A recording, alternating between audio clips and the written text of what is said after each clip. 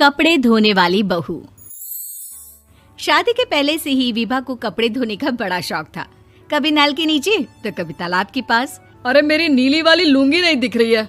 विभा की अम्मा, कहाँ रखी है लुंगी? अरे वो तो विभा ने परसों ही धोकर रखी थी आपकी अलमारी में, देखो वहीं होगी। वो ना मैंने आज धो दी, मुझे लगा कि गंदी हो गई होगी। अरे कैसे गंदी हो गई थी? उसे तो मैंने पहना भी नहीं। हे भगवान, इस लड़की के कपड़े धोने की आदत से परेशान हो गया हूँ मैं। जितना तो घर में राशन नहीं आता, उससे कहीं ज्यादा डिटर्जेंट पाउडर का खर्चा है। इसकी शादी करवा दो, शादी जाए अपने घर में ही करे काम, फिर चाहे घर के कपड़े धोने हो या पूरे गांव के। हाँ ठीक बोल रही हूँ, देखता हूँ मैं कोई लड़का। वो दिन भी आ जाता है जब विभा को देखने लड़के वाले आ जाते हैं। लड़की मुझे अच्छी लगी। होने वाली सास कहती है, बेटी अगर कुछ पूछना है तो पूछ लो। वैसे तो हमारी लड़की बहुत ही शर्मीली है, जो बोल दो वो मान लेती है, इसे क्या पूछना होगा। अरे कैसी बात कर रही हो माँ, मुझे इन लोगों के घर रहना है, सवाल तो कई है। हाँ हाँ बेटा, पूछ लो ना, क्या पूछना है। आप लोगों के घर कपड़े कौन धोता है? सास का मुंह बन जाता है। देखो, अगर तुम ये कहना चाहती हो कि तुम्हें कपड़े धोने नहीं आते तो सुन लो, कपड़े मैं ही धोती हूँ, लेकिन तुम्हारे आ जाने के बाद मैं रुमाल तक नहीं धोऊंगी। अरे चुप रहना भाग्यवान, बहू बेचारी घर आई नहीं, उसे डराना शुरू कर दिया।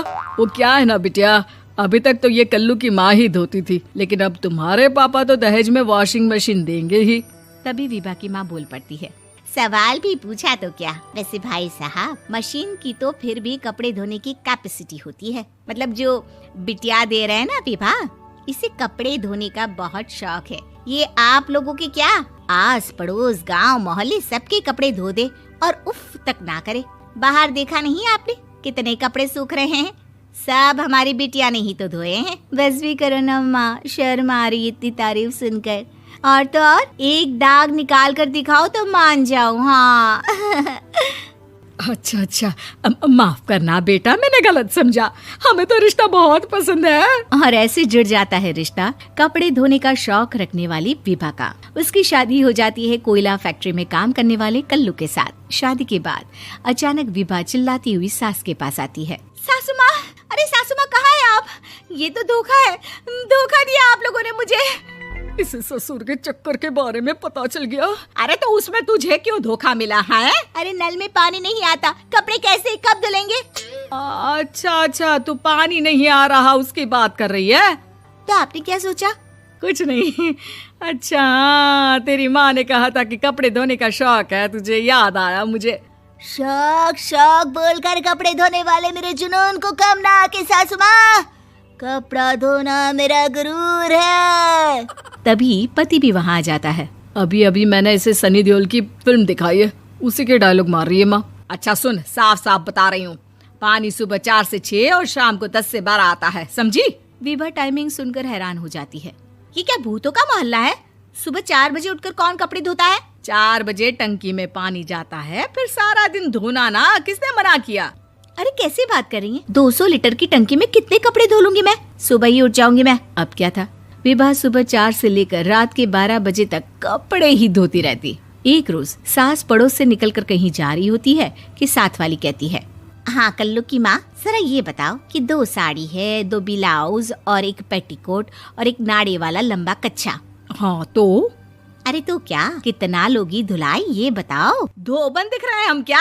हमारे पति सरकारी नौकरी से अभी रिटायर हुए हैं और बेटा सुपरवाइजर है कोयला फैक्ट्री में। धोबन समझ रखा है हमें? हाय रे कल्लू की अम्मा, माफ कर दो, वो तो मोहल्ले में यही सब बता रहे थे कि तुमने बहू को कपड़ा धुलवाने के काम में लगा दिया है। सास को पड़ोसन की बात सुनकर गुस्सा आ जाता है। वो घर पहुंचती है जहां घर के बाहर ही इतने सारे कपड़े सूख रहे होते हैं जितने कि किसी धोबन के घर पर। अरे ओ कल्लू की दुल्हन, बाहर निकल। माँ जी यहीं आ जाओ, बाथरूम में चादर धो रहे हैं हम। अरे अभी हम धोते हैं, तुमको बाहर निकलो। ये आस पड़ोस वाले बोल रहे हैं कि हम बहू से कपड़े धुलवा कर उसे कपड़ा धोने वाली बना दिए हैं। अरे छोड़ो ना माँ जी, किन लोगों की बातों में आती हो? आस पास के लोगों का तो काम ही होता है कि वो किसी तरह सास बहू को लड़ा दे। बहू सारे घर के कपड़े धोती है, ये क्या कम है? बोलिए। सास को भी लग जाता है कि वो बहू का ये सनकीपन नहीं छुड़वा सकती, इससे अच्छा है कि खुद ही चुप हो जाए।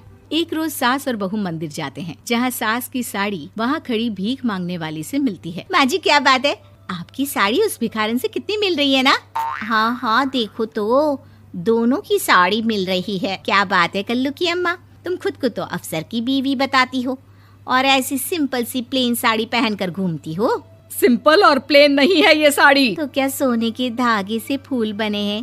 कुछ भी सासू माँ, कुछ भी।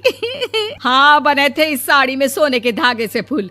मेरे पति लेकर आए थे मद्रास से स्पेशली मेरे लिए 10,000 की।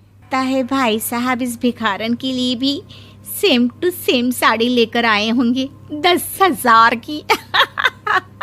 सास उस वक्त कुछ नहीं कहती, लेकिन बहू के साथ घर आती है और अलमारी से एल्बम निकाल कर लाती है। ये साड़ी देख रही है, ये वही साड़ी है जिसे मैंने अभी पहना था। इस साड़ी में ये जो चमकदार फूल दिख रहे हैं ना, ये सोने के धागों से काढ़े गए हैं। लेकिन तू लोकल वॉशिंग मशीन ब्रश से घिस घिस कर सारे फूलों को निकाल कर साड़ी प्लेन कर दी। मुझे माफ कर दीजिए सासू माँ। और तो और, जब मैंने तुझे तेरी गलती के लिए कुछ नहीं कहा, लेकिन तूने तो सबके सामने मेरा मजाक ही बना दिया। क्यों? बहू को समझ में आ जाता है कि अब से उसका कपड़े धोना बंद।